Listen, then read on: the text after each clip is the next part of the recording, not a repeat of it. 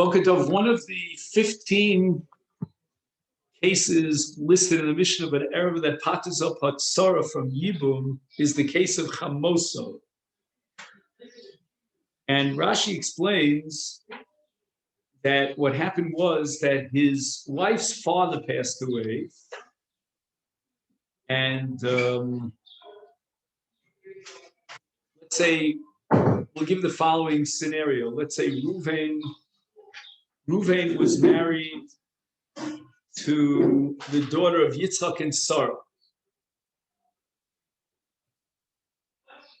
And now Yitzchak dies, right, his father-in-law. And Sarah, the almana of Yitzchak, which is Ruvain's father-in-law, because Ruvain is married to the daughter of Yitzchak and Sarah, so that when Yitzchak dies, Sarah is his mother-in-law, but she's not related to Shimon, Ruvain's brother. So Ruvain married Sarah, who is the mother-in-law of Ruvain. And now Shimon dies, and Shimon's two wives, one of which is Sarah, the mother-in-law of Ruvain, fall to Yibum to Ruvain when Shimon dies. And now even the other wife, who's not related to Ruvain other than being the wife of his late brother, she's parted from Yibum because she's a Sarah together with his mother. Okay then?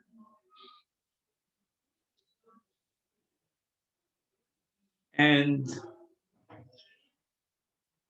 the Maram says that we can interpret this case even af below sheniseis kodem lechein elo shemilichatchila nisa li achiv v'nasa hu es bitam v'achkach mesa osa bas shehi ishto v'achkach shemeis achiv nofeles chamoso lifnei lefanav liyibu sharei af mishe hoylo bonim umesu b'chayav isha ishto nizkekes liyibu. All right, so the Maram has somewhat of a complicated scenario, and let's leave the Maram for one moment. I want to get onto the Rivash, and maybe we'll come back to the Maram. And the question is, what is the Maram and the Rivash? They both emphasize this possibility, af below sheniseis kodem lechein.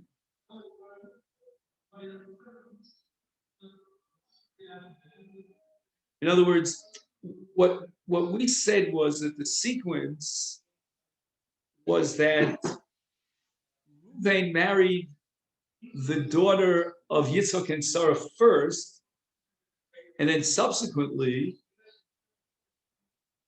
Shimon married Sarah, the mother-in-law of Reuven.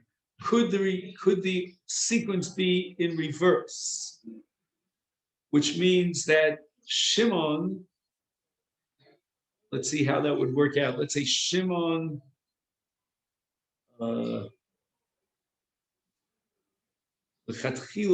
you see the language there inside. Shimon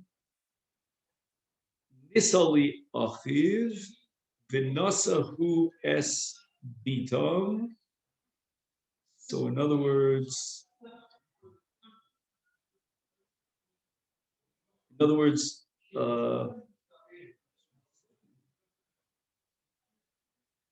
Mesa Osabas. Well, I'm not getting it. So let's just leave this for the time being. I don't want to. I see that I'm going to get complicated here. All right, let's just fast forward to the next page, which is one of the 15 cases is Eshes Achiv Me'imo.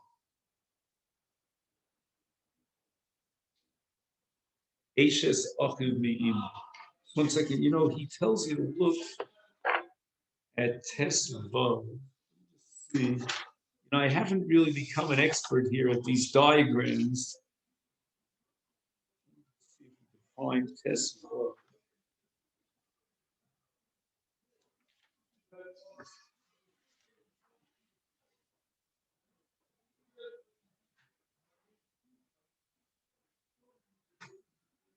Okay, now it seems that Shimon and Reuven are brothers, that we know. Shimon marries Sarah and Rachel. Reuven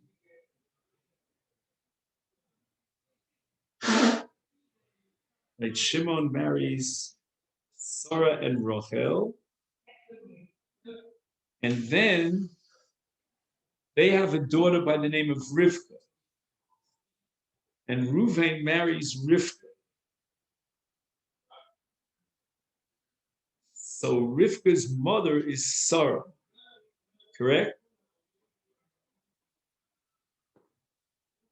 Which means that Sarah is Reuven's chamoso, his mother-in-law, and she's also the wife of his brother Shimon.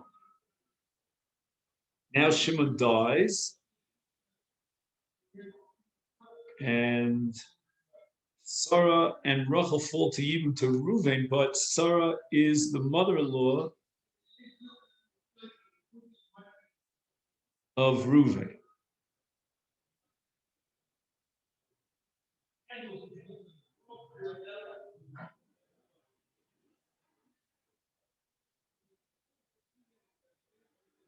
Exactly what changed over here. It says to look up Tesvav.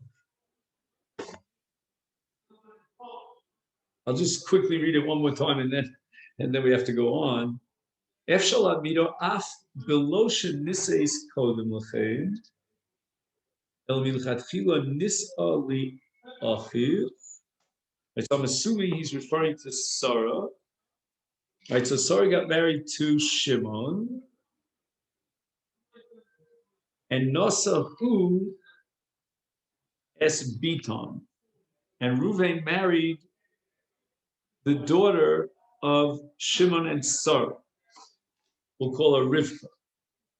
The Achakach Mesa Osabashi. So now Rivka dies. The Achach Mes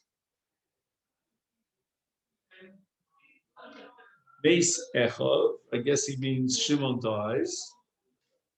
Nofeles Chamoso Lifanov Liibru. Sharei Af Misha Hoylo Bonim Meso Bechayov. Meso Bechayov Ishto is Kekes Liibru. Oh. In other words, you might ask, why did the wives of Shimon fall for Yibum to Reuven if Shimon had a daughter by the name of Rivka? But the answer is that Rivka died, and then Shimon died. So at the time that Shimon died, he had no children. And Reuven, since he was married to the daughter of Shimon, who died, that was Rivka, now when Sarah, who is Shimon's almana, falls for Yibum to Reuven, she is his mother-in-law.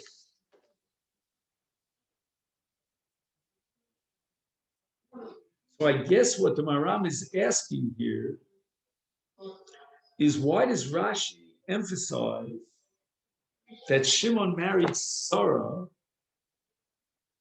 after the death of Sarah's husband Yitzchak? L'chorah, he could have completely avoided that. Rashi could have said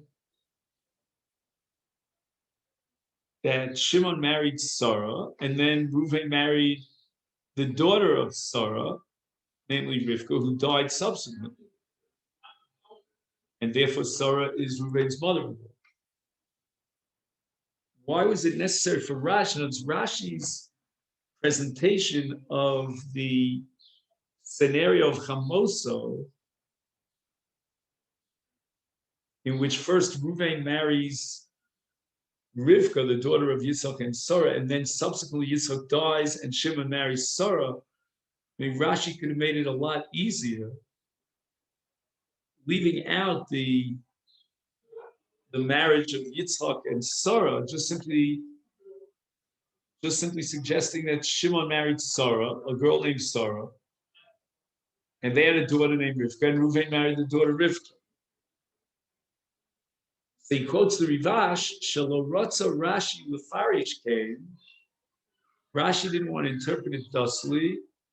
Mishum Sheratza Lahamid is Divrei Mishnah Kidivrei Akol, Vechamoso Liachar Misas Ishto, Tluya b'machlokas Rabbi Akiva v'Rabbi Shmuel b'Sanhedrin Ayin Vav Amid Beis.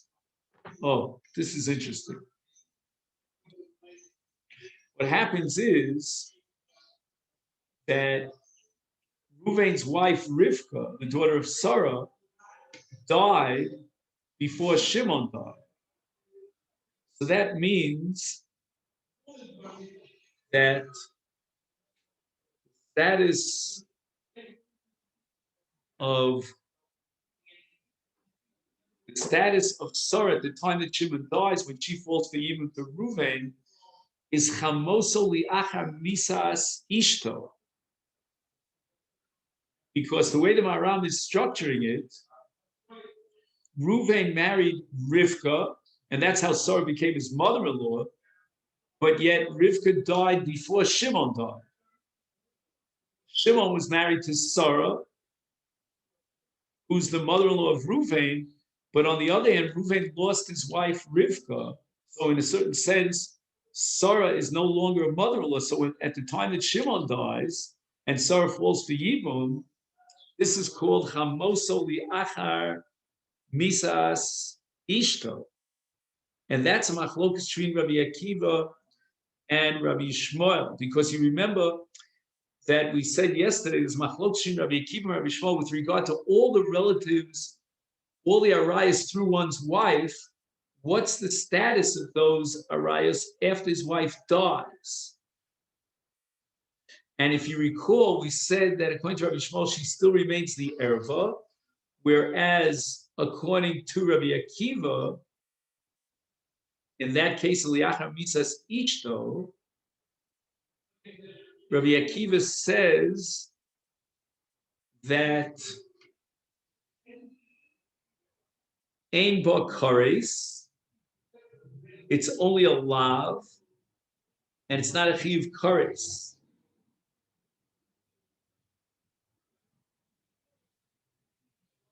Actually, Rabbi Akiva in Masechet Sanhedrin says, "Chamoso liachar misas ishto eino b'sreifa." The Torah says that if a man has a relationship with chamoso, they're both chayav sreifa. And Rabbi Akiva says that's only because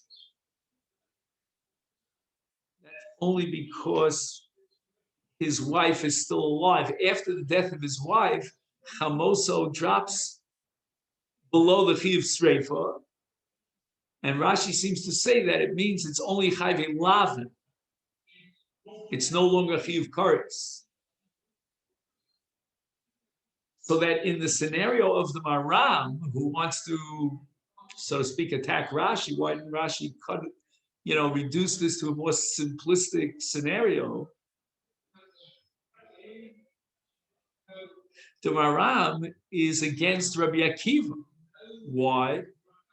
Because according to Rabbi Akiva, in that situation where Reuven was married to Rivka, but Rivka died, Shimon was married to Sarah, the mother of Rivka.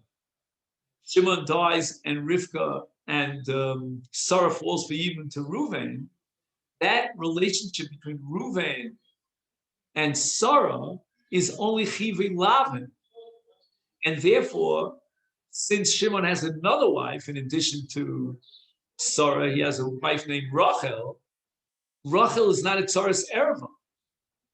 So that the Maram is, in his hypothetical scenario that he wants to substitute for Rashi's scenario of Chamoso Apoteres es Tzarasa, the Maram is presenting a scenario that can only be reconciled with Rabbi Yishmael, but not with Rabbi Akiva. Says the Rivash that Rashi wanted to avoid a machlokes. In other words, interpreting our Mishnah, because we said later on in the Gemara is going to wonder whether or not the Mishnah goes according to everyone, and all 15 arayas are clearly, certainly, universally accepted as arayas as such, or could the Mishnah be beplugta kamairi? So Rashi wants to avoid beplugta kamairi and set up a scenario which would be unanimously accepted, meaning even Rabbi Akiva would be on board, and therefore Rashi came up with its scenario, which is not a case of chamoso liachar misas ish.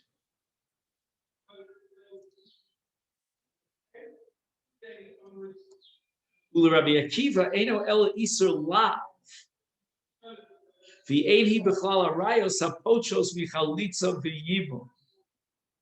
Lifi shekol p'tur yibum nilmad me'achos isha shehi b'kares.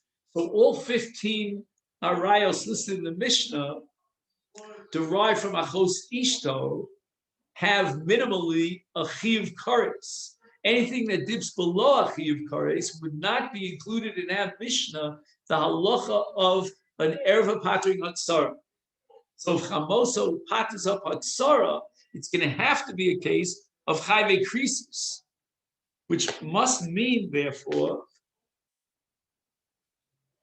that when Shimon dies, and he had married Sarah, that's Rashi's presentation of the scenario, then at that moment he is married to the daughter of Sarah. So when Sarah, the wife of Shimon, falls to Yibum, she is clearly chamoso because he's at that moment married to her daughter. So it's chamoso b'chaye ishto, and therefore she passes up with Sarah. Whereas in the scenario presented as a replacement by the Maram, that's a case of chamoso liachar misas ishto, which would be dependent on a machlokas between Rabbi Shimon and Rabbi Akiva. Rashi wants to avoid such an interpretation. V'achiezer hevi l'tais b'shema bris Yaakov she'af im nomar sheyesh kares b'chamoso liachar misas ishto. Even if I would go with a different approach, that there is an Isur Kares in the case of Chamos Achar Misas Ishto, Ef Shel Hamid B'Kachas Mishnasein Sharei B'Chaye Ishto, Lo Chalba Adayin Isur Chamoso. Wow. This is a brilliant finish of the Achiezer. Do we know who the Achiezer was? No?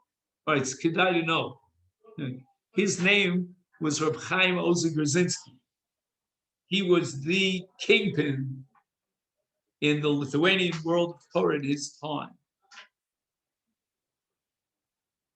The Chafetz Chaim was his younger contemporary. Actually, it was the Achiezer, Reb Chaim Ozer, who imposed his influence on the Chafetz Chaim to write the Mishnah Berurah. The Chafetz Chaim did not want to dedicate his time to writing the Mishnah Berurah, but Reb Chaim Ozer supposedly prevailed upon him. Said, "You're the only man who could write the Mishnah Berurah." And Reb Chaim Ozer was the head of the city of Vilna, and he had a bezdin in Vilna. And the youngest member of the court was a Rav Gustman. I don't know if you ever heard of Rav Gustman. Yisrael Gustman. He was a Rav Yeshiva in Brooklyn, New York, and then he settled in Eretz Yisrael.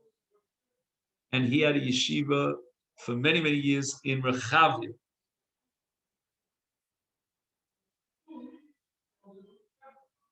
Rehov Ramban. It's a beautiful structure. It was just refurbished in the last 10 years.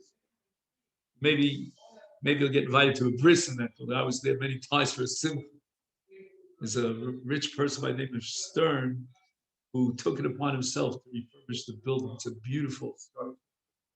Anyway, Rav Gustman was on the bezdin of Reb Chaim Ozer in Vilna at the age of 17. Rav Guzman saw the murder of his family in front of his eyes by the Nazis. And the reason he survived the war is because he ran into the woods and he survived on mushrooms. Now, mushrooms, as you know, fit into two categories. Many mushrooms are deathly poisonous. And apparently, shortly before the Nazis came in to Vilna, Chaim Ozer called Rav Guzman into his office and said, I want to go for a walk with you. And Rav Guzman was 17. He had no clue what this was all about. And as they were walking through the woods, Rav Chaim Ozer, the Achiezer, was pointing out to Rav Guzman which mushrooms you can eat and which you cannot eat. It's an amazing story. But anyway, getting back to the Achiezer, he says the following. The paradigm of Harayos in the structure of Yibum is Eishes Ach. I mean, every case of Yibum is a case of Eishes Ach, by definition. And we have a principle called Ein Iser Chalal Iser. If that be the case, then if, according to the Maram,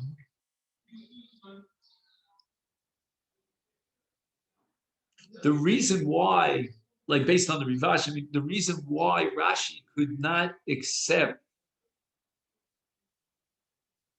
his scenario, the Aram scenario, is because of Rabbi Akiva's shita that Hamoso liachar misas ishto is only an Isser Lav. Says the Achiezer, there's a whole other reason why the Maram's scenario could not be accepted, and that is because the moment that Ruvain married, what did we say her name was? Rivka? I think we said her name was Rivka, the daughter of Sarah. At that moment, the Isser of Hamoso could not be Chal because Sarah is already Eshes Ochel. Right? Because according to the scenario of the Maram, Shimon first married Sarah, then they had a daughter by the name of Rivka, then Reuven married Rivka, Rivka died, etc., etc. But the moment that Shimon married Sarah, the moment that Reuven married Rivka, the daughter of Sarah, Sarah was already Eshes Achid, because she was already married to Shimon. And we have a principle of Ein Iser Chalal Iser. Therefore, Sarah could not be included and categorized under the Erva heading of Chamosa because she's already Eshes Achid. Masha Enkein, according to Rashi, Reuven married the daughter of Yitzchak and Sarah, and at that moment, Sarah becomes Chamosa. She's not Eshes Achid. It's only later after Yitzchak dies and Shimon marries Sarah, that's the moment that Sarah becomes Eshes Achim. So Sarah was already an Erev of Chamoso before she became an Erev of Eshes Achim, according to Rashi. Whereas according to the Maram's presentation,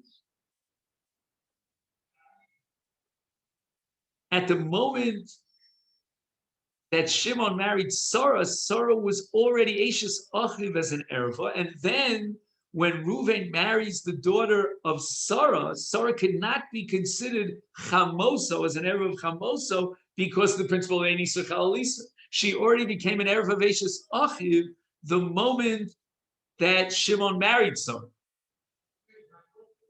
The Imkain Afli Achash Paka Iser Eshes Ach even though now at the moment of Shimon's death, and he leaves no Zerah, now the Isser Eshes Ach vis-a-vis Sarah is removed. So then now there's a vacancy available for the Erva of Chamosa to be Chal, Lo Te'asa Mishum Chamosa. Sharei af l'shitos sheyesh ba kares af liachar misas ishto ein ze el shekvar nesra b'chaye ishto ve'achar shechala isa sulo paka.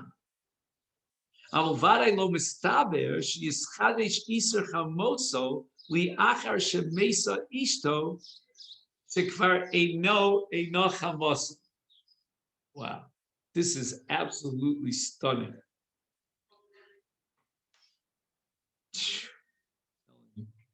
You get chills from this. This is like playing chess. I don't know if the Achiezer played chess or not, but I feel like he would have been a great chess player.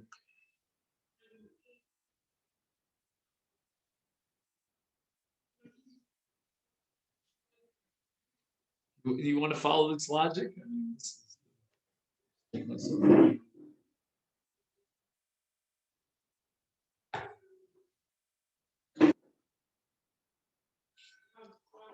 the Achiezer is analyzing the following possibility, that what's preventing the chalos erva of chamoso is the fact that Sarah chamoso is married to Shimon, his brother. That creates an erva of Eshes Ach, which blocks the possibility for the generation to generate the Isur erva of chamoso. Okay, now Shimon dies. At the moment that Shimon dies and the mitzvah of Yibum kicks in, Sarah, Shimon's wife, is no longer Achos Eshes Achiv. So the era of Eshes Achiv that originally had blocked the era of Chamoso is now removed. With the removal of Eshes Achiv, when Shimon dies without children, we now have cleared the pathway and vacated the spot for the erva of Chamoso to be Chal. Says the Achiezer, an unbelievable chiddush.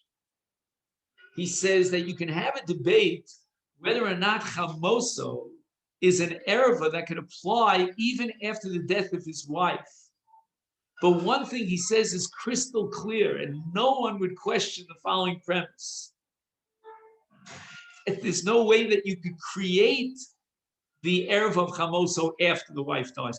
Meaning the whole debate about whether this Chamoso liachar misas ishto only applies when there was an erva at one moment of Chamoso during the life of his wife.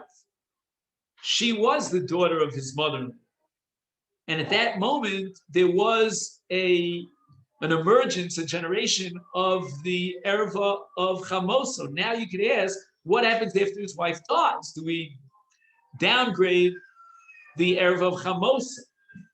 But that's because there was an erva of Chamoso, because when he married the daughter of Sarah, like Rivka in this case, then Sarah became Chamoso. Now, after the death of Rivka, we can debate back and forth whether or not the erva of Chamoso still remains.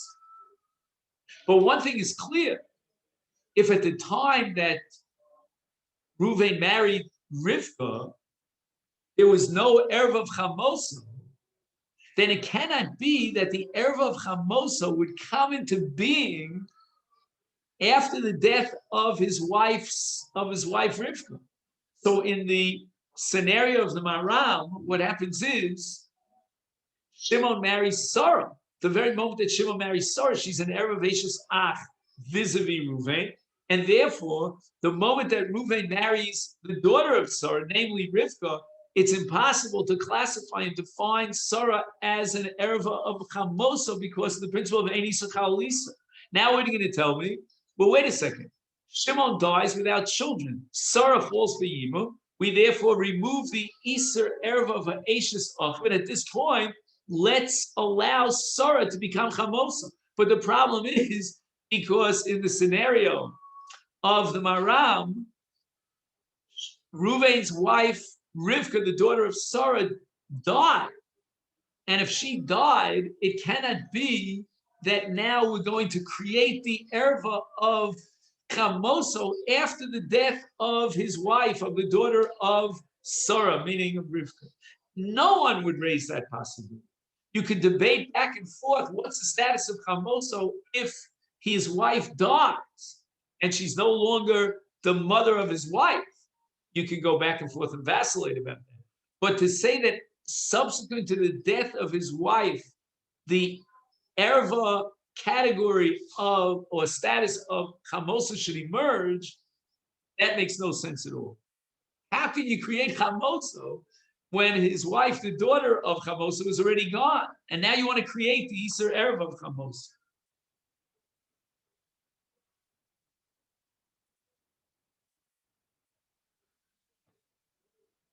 All right, I'm exhausted from this. I mean, this is mamish exhausting.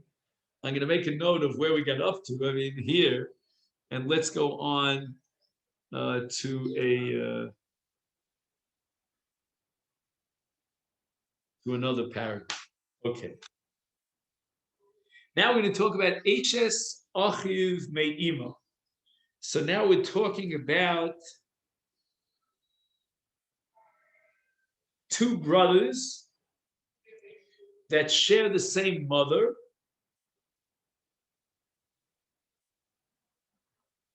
So he's got a brother that shares the same father. He's got another brother that shares the same mother. And the wife of his maternal brother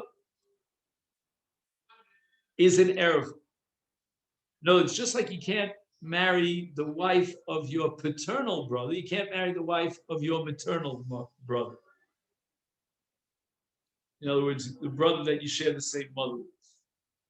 So she falls for Yibum. That's one of the 15 arayos that pater up that sorrow. And now we have a Torah's Kohanim and a Yerushalmi. And both come to the conclusion, apparently, that although you're not allowed to marry the wife of your half brother, meaning your maternal brother, there's a fundamental difference between Eishes Achiv Me'aviv, your paternal brother, and Eishes Achiv Me'imo, your maternal brother. In the case of your paternal brother, his wife is an Isser Kares. But in the case of the wife of your maternal brother, that's not an Isser Kares. And that's the conclusion we derive from both the Torah's Kohanim and the Yerushalmi and Cain. Frektosis madua potra hi ptura hi michalitza. Hare mevuar b'mishnah lahalon sheyavama hasura be'isur lav greda choletzes be'ena misyabenes. Yeah, before we discussed the question of whether she parties up Hatzara, and we said that if she doesn't have an Isur Kares and she's not similar to Achos Ishto,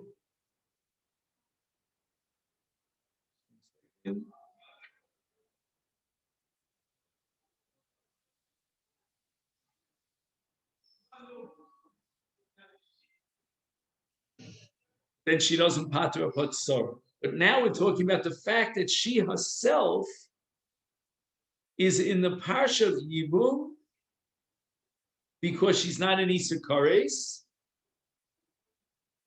And in such a case, he cannot be miyabim her because of the Isur Lav, but he has to give her chalitza. And that's a sugya later on in Daf Chav.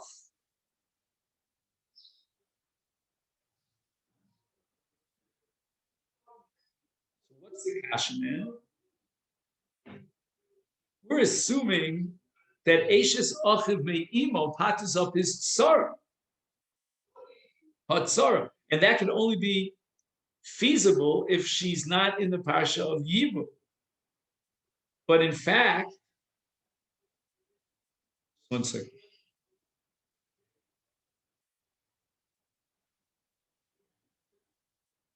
In other words, let's say it this way. I think it's a little easy. What's common to all 15 categories of arayos is that they're not in the Parsha of Yibum, neither for Yibum nor for Chalitza.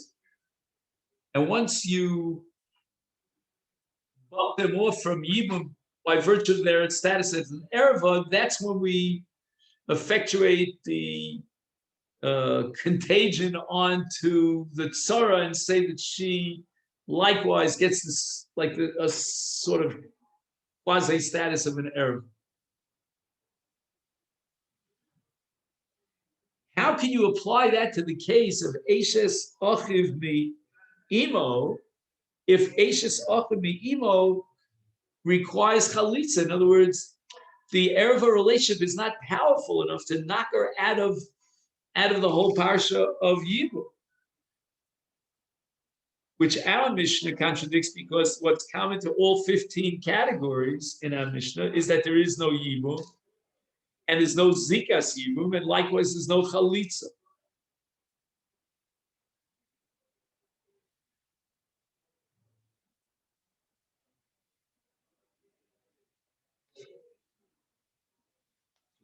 Again.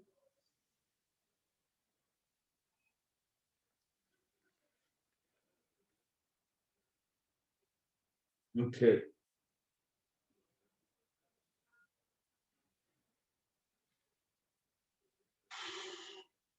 The tirtzu shalo is mata eshes achme em elame ariri velomi maka velomi karis.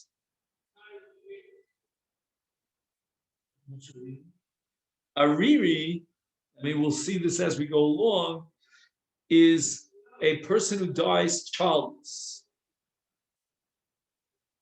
And there are two different punishments that are very similar in that they both are more severe than Malchus. One is called Kares and the other is called Ariri.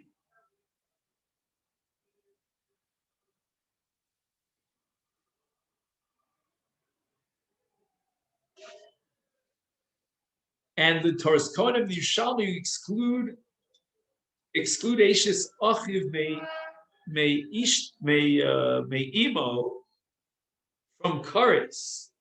The Tos is saying that it still is included in that bottom level that's above Chayvei Lavin, meaning the punishment here is still the severe punishment of Hariri.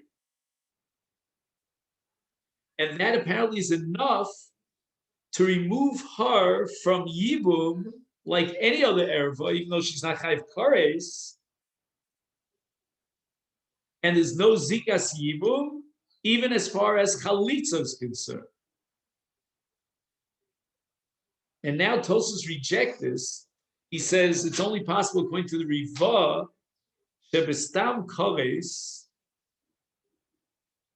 to differentiate between Kares and Ariri makes sense according to the Riva. Now we have a machlokas rishonim. What exactly is Kares? Does Kares mean that he himself will die at a certain young age, but it doesn't mean he doesn't have children? Or does Kares mean that he'll die without any children? So the Riva says that Kares only affects him, but not his Zerah. And his Zerah will continue, Baruch Hashem, to live ad bias going, right? But, so now we have to ask a question according to the Riva. If Kares affects only him and not his Zerah, which means he's not Chayav as an Ariri, so how is that different than what we call the next level up the totem pole, which is on the hierarchy of Onshim, which is called Misa B'dei Shamayim, Sheva Kares hu mes ben Chamishim, u'b'Misa B'dei Shamayim mes ben Shishim. The Riva Shita is that a Chiyuv Kares means he'll die by the age of 50. He won't live beyond his 50th birthday, whereas Misa B'dei Shamayim is less severe, and it means he can live till the age of 60.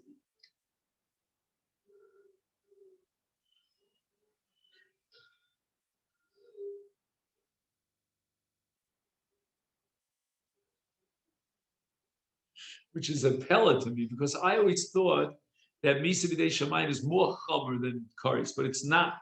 According to the Riva, at least, Kares is more chomer than Misa B'dei Shamayim. because Kares means you'll die before 50, whereas Misa B'Dishmayim gives you another decade. Avol Rashi shekosem shehev domain Kares Misa B'Dishmayim Kares hu bizarro nichrosim. It's Misa B'Dei Shemayim is less severe than Kares. This we learned in Ksubas in the third paragraph. Because what? Because Kares will impact even on his Zera, means even on his progeny, they'll die as well. Whereas Misa B'Dei Shemayim only impacts on him and not on his Zera. Is then every case of Kares, by definition, according to Rashi, incorporates within it Ariri.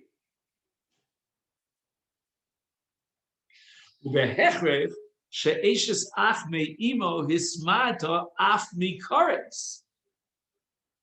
In other words, if the Torah's Kohanim and the Shalmi, they exclude Eshes achiv me imo from Ariri, then by definition, they're excluding Eshes achiv me imo from kares. Because kares equals Ariri. And now we come back to our Mishnah, and our Mishnah indicates that there's no zikas even at all teishes achim me imo. And why is that so? She should at least have a zikas yibum that generates a requirement of chalitza, because there's a miyut here to exclude kares, and any erva that's below kares require, which is not really an erva, but called chayvim lavan, requires chalitza. So the Aruch LaNer says that aflu divrei Rashi yesh chiluk ben kares la'ariri. Rashi would also concede that these are two different categories. Onech ariri hu shem ein lo bonim b'shas hachet shuv lo yivoldu lo bonim v'im yesh lo yamusu. The year of Bibisoso. I will carry stam after Zaro Nichras, Mikomakom, Efsha Shadayin Yivoldu Lo Bonim, Eloshia Musu. So that Ariri is more chomer than Kares. And why is that? Because in the case of Ariri, if he's childless, he will not be able to father a child. Whereas in the case of Kares, he can father a child who will be subject to Kares. So therefore, when the Torah was Mamayit, Eshes Achiv Me Imo, from Ariri, it still means that she falls into the category, the less severe category of Kares, where someone who's Chayiv Kares can still bring children into this world, even though they'll die like he will, before the age of 50. Okay. That's what we want to get from that.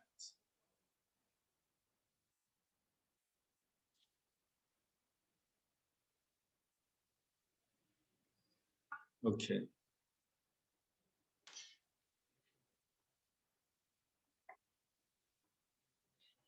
Okay, Rabosai, now what I'd like to do is learn the Gemara here on Daf Beis Amud Beis.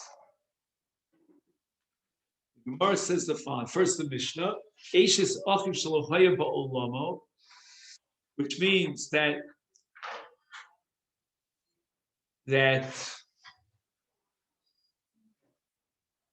Yaakov, the father, brought Levi into the world after Shimon had already died. Right? So Shimon's wife falls for Yibum to Reuven. Levi is not yet born. And in such a case, Levi is not included in the mitzvah of Yibum. That's called Eishes Achiv Shalohaya Ba'olam. So now what happens is Levi marries a woman, Levi dies, his wife falls for Yibum to Reuven, and she is now an erva to Reuven of Eishes Achiv. Why?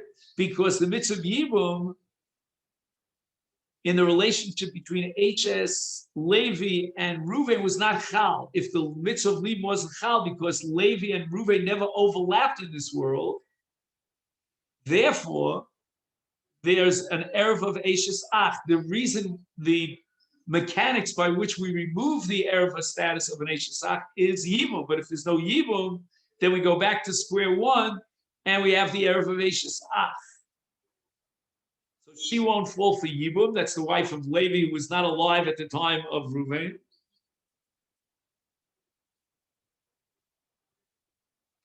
Just 1 second. That didn't make any sense.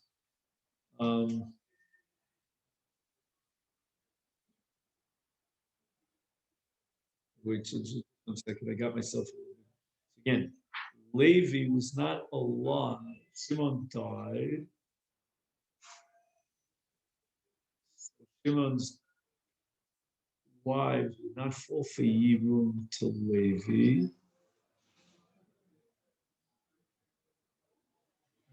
Mesa ach kodem shenolad hayavam. So Shimon died before Levi was born. Shalo itira Torah Yisrael each. Elo im kein haya ach hameis vayavam bisman echad b'olam. Okay, aval im nolad hayavam li'ach hashikfar meis enim mesiyah bebeslo shenemar ki yeshvu achim yachtov umeis echad mehem uben einlo Yevamot yavo olel mashma dafka achim shahaisa lehem yeshiva achas ba'olam oz Yevamot yavo olel alim lo haisa lehem yeshiva achas ba'olam ein mitzvahs yibum umemela hayavama asura be'isher eshes ach shelo b'makom mitzvah.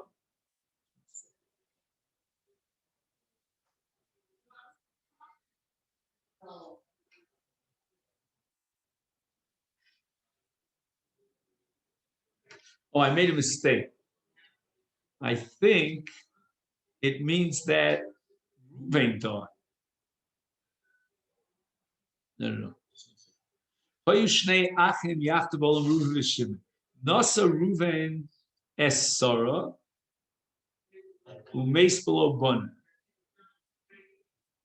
Oh, so Reuven dies.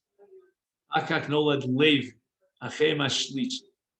Sarah Ashes Reuven, Mesiabemis l'Shimon, Shahoisalo, meaning Shimon had Yeshiva Achas Ba'olam im Reuven. Below Levi come. Because Levi was born subsequent to the death of Reuven.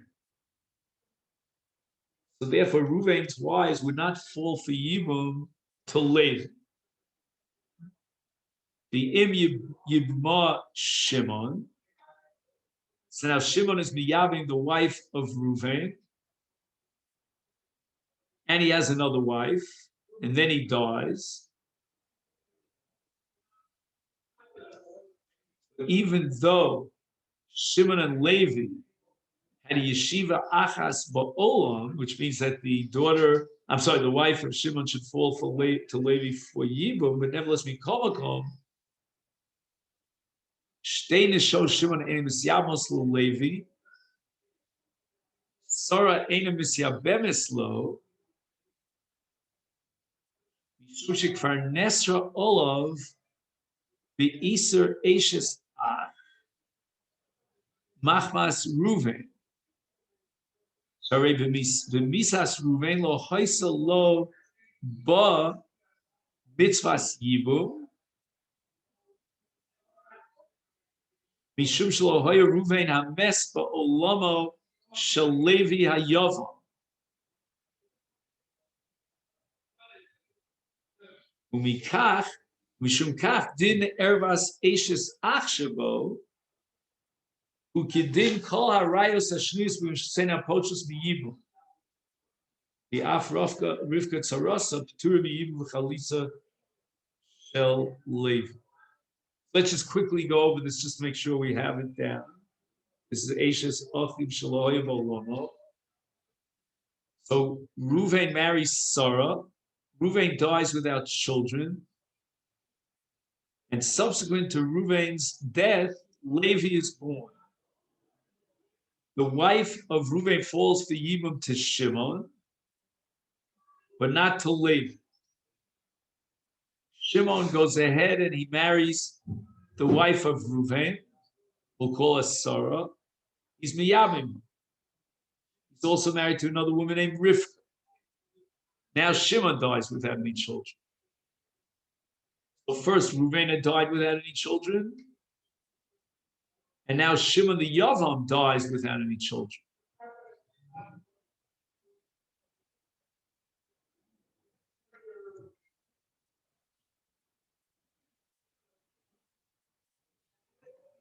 Okay, now Shimon and Levi were the Yeshiva Achas, and yet Sarah, who is now the wife of Shimon, does not fall for Yibum to Levi. Why? Because at the time that Reuven died and Sarah fell for Yibum to Shimon, at that moment, Levi wasn't alive, and therefore,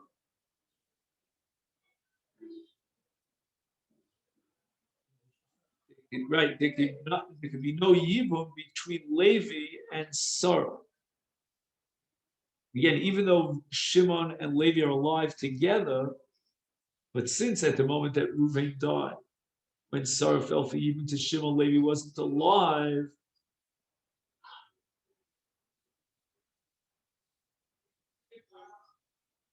There couldn't be.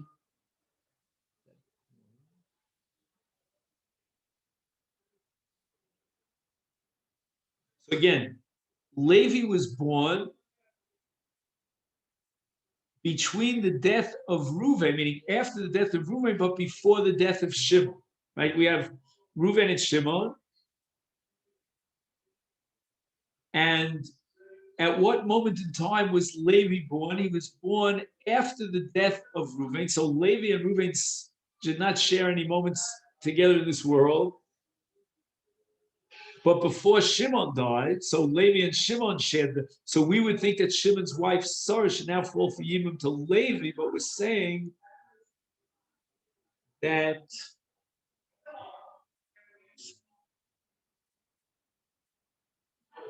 vis-a-vis Reuven,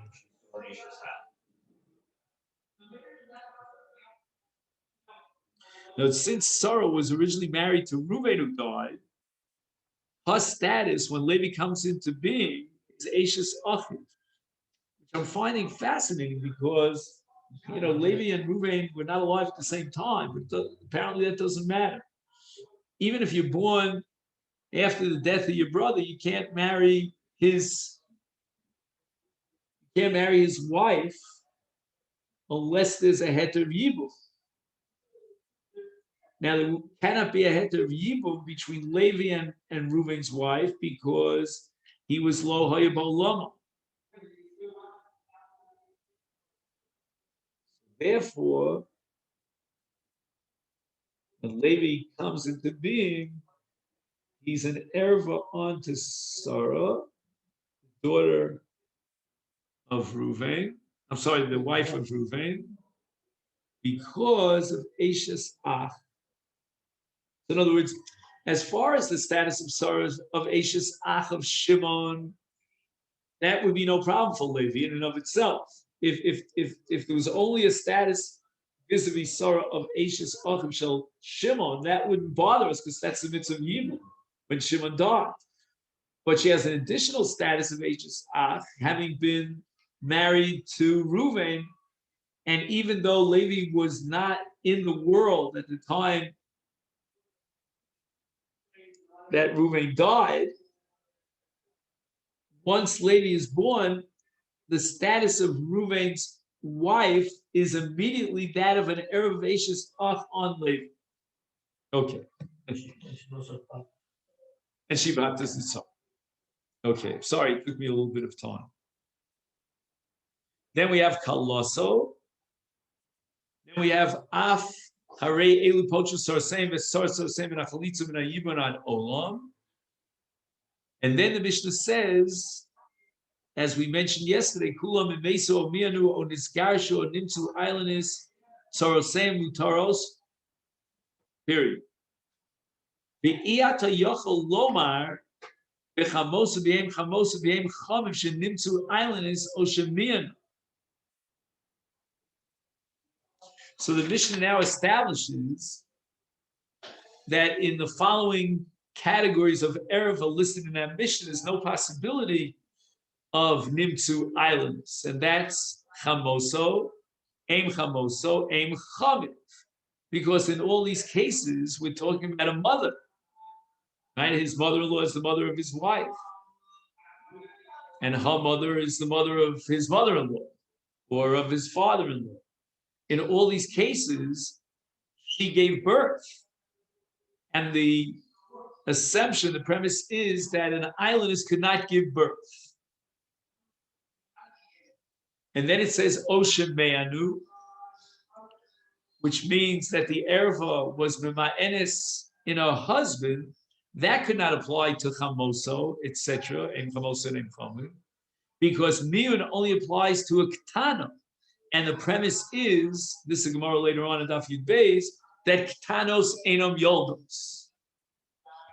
So just like an islandess cannot give birth, she doesn't have the capacity, so to a Ketana, I think it says that if she does give birth, then she'll die at birth, whatever it is, but a Ketana Enom Yoldos. So the Chamoso, who is the mother of his wife, or Aim Chamos, etc., they could not be anything but Gedolos, and therefore the enterprise of Miyun is out of the ballpark. It cannot be relevant in these arayos. There can't be a scenario of Miyun in which an erva is mema'enes in the cases of Chamosa, because these are Gedolos, and they could not possibly have children. So they can't be Ketana with a Kiddushay Mil.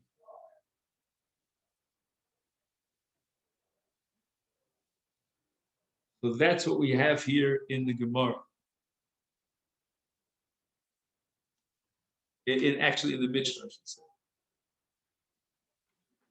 Let me just, again, maybe tomorrow we'll finish the Mishnah, but let's just fast forward for a moment to the Gemara. Michti kulu me'achos isha yalfinu. All of the 15 arayos are derived from an equation to achos isha.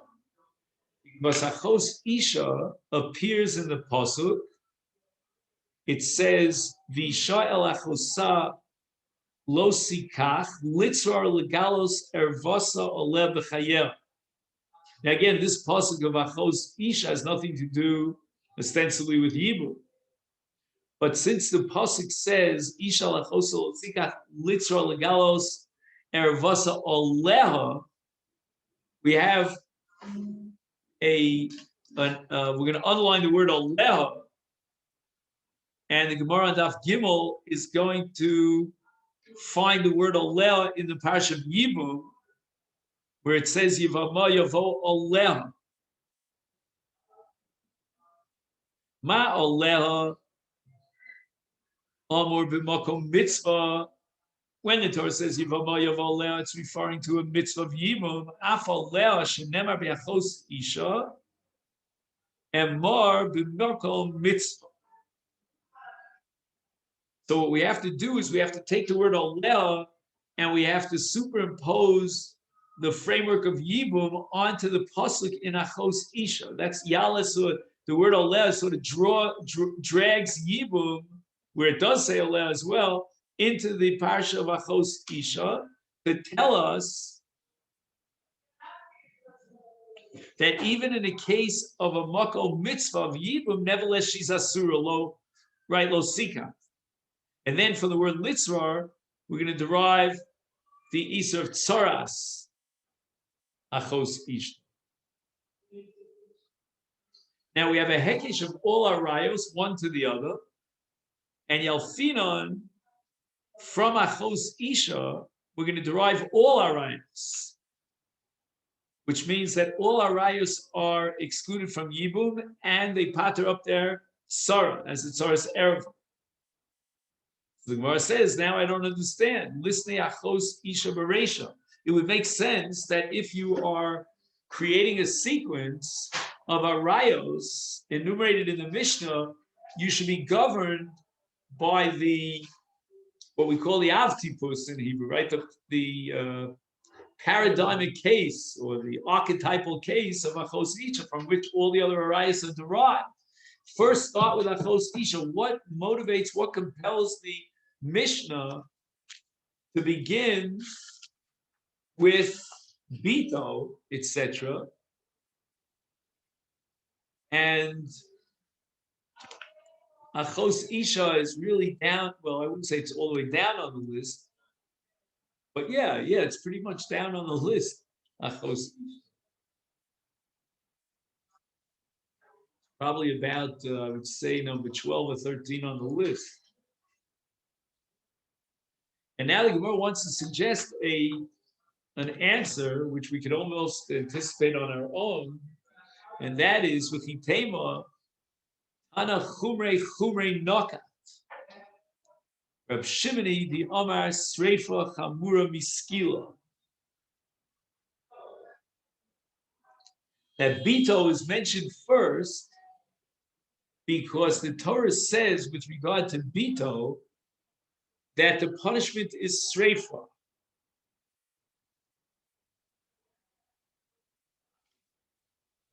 And we're going according to Reb Shimon because the Machlokas Tanoim had to compare Sreifa to Skila in the hierarchy of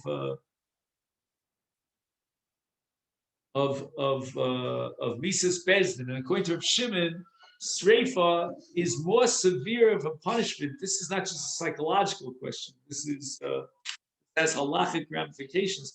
Is more chamor than Skila. So that although there are many cases in the Mishnah of arayos that generate skila, but nevertheless Bito is on the top of the hierarchy because of the chiyuv sreifa in the case of Bito, which Rabbi Shimon classifies as the most chamur of Mises Bezdin.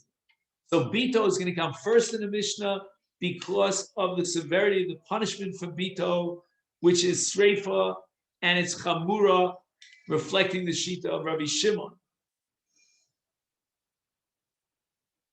And the Gemara is going to reject this, which we'll see in Mirz Hashem tomorrow, because of chamosa. But right now, what we know is that two factors have to be considered. Number one, that Rabbi Shimon holds that sreifa is more chomer than skila, and number two, that bito, insofar as the erva generates a chiyuv sreifa, is top high on the list because of the chumras ha'avera. And we'll see in Mirz Hashem tomorrow that the Gemara is going to reject this for many different reasons. Okay, so let's stop right here, and I wish everyone a great day. Thank you so much.